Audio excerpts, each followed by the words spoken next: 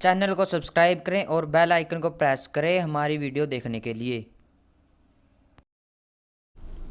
इसलिए उनका संकट यह है कि 1947 से पहले उनके पूर्वज कौन थे वो बता नहीं पा रहे हैं बेचारे। उससे हो क्या रहा है कि वहां इस बात की बहस चली कि यह हुकूमत तो हमारे हाथ में आनी चाहिए थी अंग्रेजों के जाने के बाद, लेकिन हिंदुओं को मिल गई है। उसी का फलसफा आज भी चल रहा है। और यहां हिंदुस्तान में भी अल्लाह के बंदे इसी गलत फहमी के शिकार हैं कि हमने हिंदुओं पर रूल किया था, इनकी औरतें हमारे हरम का हिस्सा थीं, इनके मर्द सिर्फ हमारी गंदगी उठा सकते हैं, ये बराबर के नहीं हो सकते। अब ये एक ऐसा इंफीरियरिटी कॉम्प्लेक्स है कि 2014 में भारत के प्रधानमंत्री ने शपथ लेने के बाद जब पार्लियामेंट में पहला भाषण दिया, यह बात मैं तथ्यों के साथ इसलिए कह रहा हूं कि पीछे चले जाइए, सब अवेलेबल है। मेरे साथ दिक्कत यह है कि मैं बहुत ज्यादा झूठ नहीं बोल पाता, और झूठ अगर मैं बोल दूंगा तो जब तक मैं उसको सच नहीं बोलूंगा तब तक मेरे पेट में दर्द होता रहेगा। पहली जो पार्लियामेंट के अंदर स्पीच थी प्राइम मिनिस्टर की, वो उसमें से बहुत सारी बातें बहुत अच्छी कही होंगी, लेकिन व्यास साहब सिर्फ एक बात कहने से इस देश की लोगों को बहुत बुरा लगा, क्योंकि यह बात हमारे हिस्टोरियन ने नहीं कही है और हमारे राजनीतिक दलों में सत्ता के कारण कहने की हिम्मत नहीं थी। उस स्पीच की वही लाइन मुझे इंटरेस्टिंग लगती है, बाकी मुझे ठीक है, बाकी और चीजें होंगी। पहली बार भारत के प्रधानमंत्री ने शपथ लेके पार्लियामेंट में यह बात कहा कि हम 800-900 साल की गुलामी की वजह से अपनी पहचान भूल गए हैं, क्योंकि हमारे यहां एक नैरेटिव क्रिएट करा गया कि हम गुलाम तो सिर्फ अंग्रेजों के थे। तो कुछ लोगों को हैदराबाद में बड़ी तकलीफ हुई कि यह कैसे हो सकता है, हम तो गुलाम 250 साल के थे। तो वो अभी भी ये मानते हैं कि वो चचा नाना ताया जो आए थे मुगलों के रूप में, बाबर से लेकर अकबर तक, उन्होंने हमें गुलाम नहीं बनाया, वो तो इनके चाचा ताया थे, तो उनको हम गुलाम कैसे कह सकते हैं, क्योंकि उनके ही अवशेषों पे आज राजनीति हो रही है। औरंगजेब चला गया लेकिन अपने किले की चाबी इन्हें दे गया है, हमारी देखभाल करना। तो हमारे यहां इन कारणों से कुछ कुछ जब जब भी कोई सच बोलेगा, वो किसी आइडियोलॉजी का हो, किसी धर्म का हो, तब तक लोगों को तकलीफ होगी, क्योंकि लोग सच सुनते ही उनको लगता है कि हमारा अस्तित्व खतरे में पड़ जाएगा। तो पाकिस्तान में क्या हो रहा है, मीजाइल का नाम भी गजनवी रखा जाएगा, मीजाइल का नाम बाबर रखा जाएगा। और ऐसे ही लाहौर के 12 साल के जीवन में 50 मैंने टॉक्स दिए होंगे, वहां इसी तरीके से ऑलमोस्ट ऐसे ही हॉल था लाहौर का। और जब मैं ये सब बात कह रहा था कि भाई आप हमसे दुश्मनी रखना चाहते हैं, रखें, ये आपका अधिकार है, लेकिन दुश्मनी और मोहब्बत की कोई बेसिक बुनियाद तो होती है भाई। ये कारण है हम आपसे नफरत करते हैं। तो मैंने कहा अगर आपको हमसे नफरत है तो आपने गजनवी, बाबर ये नाम क्यों रखे हैं। तो ऐसे ही वहां बड़े लोग बैठे थे, उसमें से कुछ लोगों ने उठ के मुझसे कहा कि आपने भी तो पृथ्वी रखा हुआ है अपनी मिसाइल का नाम। अब मैंने कहा आपकी समस्या यह है कि हमने 29% छोड़े थे आपकी तरफ, ताकि आप उनके साथ हिंदी पढ़ें, संस्कृत समझें और यह भी समझें कि हिंदू है क्या, लेकिन आपने उनको 1.5 कर दिया है पिछले 70 सालों में आपकी सेकुलरिज्म और इस्लाम ने। लेकिन हम सेकुलर थे, आप 3.5 करोड़ छोड़ के गए थे, अब हमने 33 करोड़ कर दिया उन्हें। इसलिए हमें मुसलमान के नमाज पढ़ने, कुरान की, इल्म उर्दू की, सबके बारे में पता है।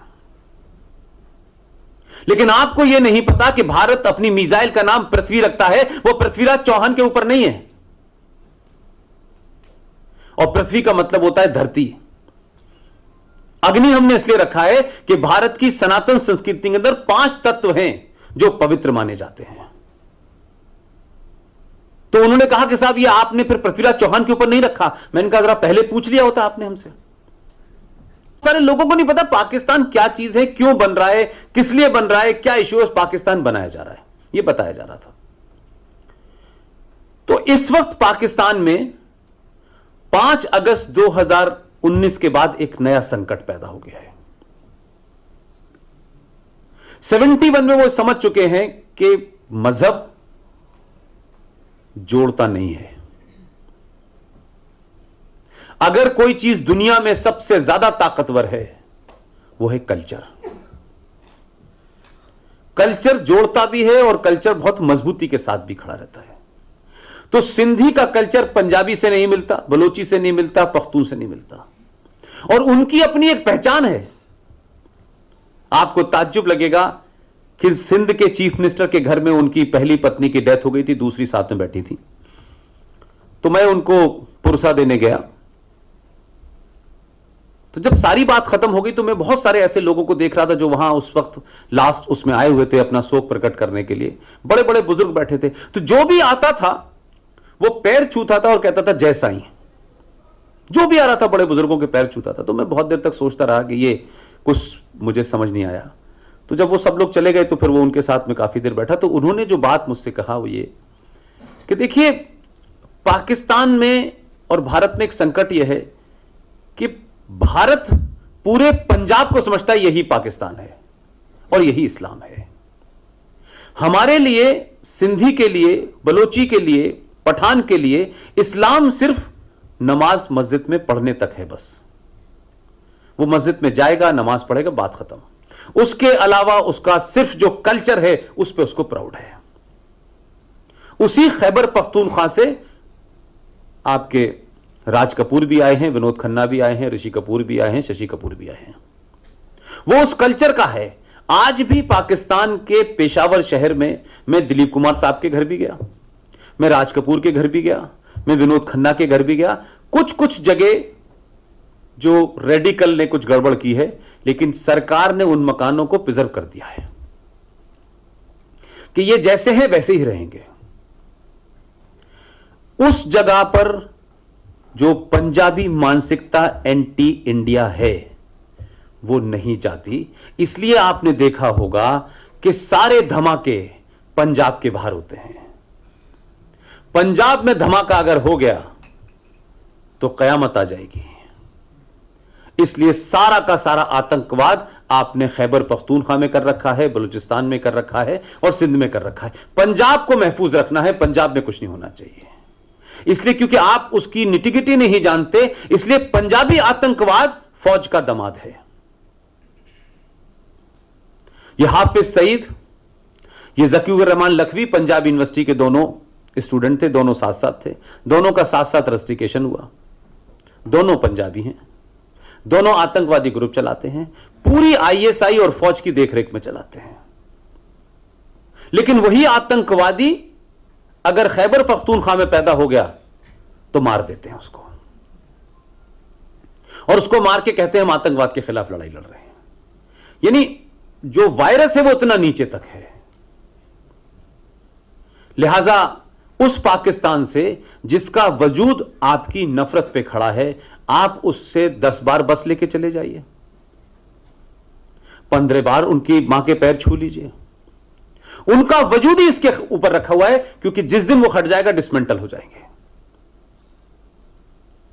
मेरा तो कंसर्न इसलिए था कि जहां भारत के लोगों को नहीं जाने दिया जाता, क्योंकि भारत पाकिस्तान के बीच में वैसे भी संबंध ऐसे नहीं है कि वहां वीजा किसी को भी मिले।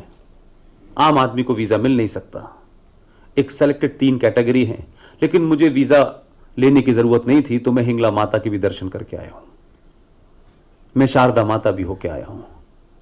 कुछ लोग मुझसे पूछते हैं कि पाकिस्तान की नौकरी के बाद यकायक तुम्हें राष्ट्र की चिंता क्यों होने लगी। मैंने कहा पता नहीं यार, यहां की देवियों के दर्शन कर लिए थे, उनके करने के बाद शायद ज्यादा मुझे कुछ नई ताकत आ गई है मेरे अंदर। लिहाजा इसलिए मेरा अभी भी मानना यह है, मैं अपने साथियों से कहता हूं कि अगर आप मेरा पास देखें तो आप यह अंदाजा नहीं लगा सकते कि मैं ये सब बात कहूंगा। कोई ताकत है जिसने मुझसे इतनी हेफ्टी नौकरी की तनख्वाह छुड़वाई, और मैं पूरे देश में बिना किसी से कुछ कहे अपनी बात कह रहा हूं।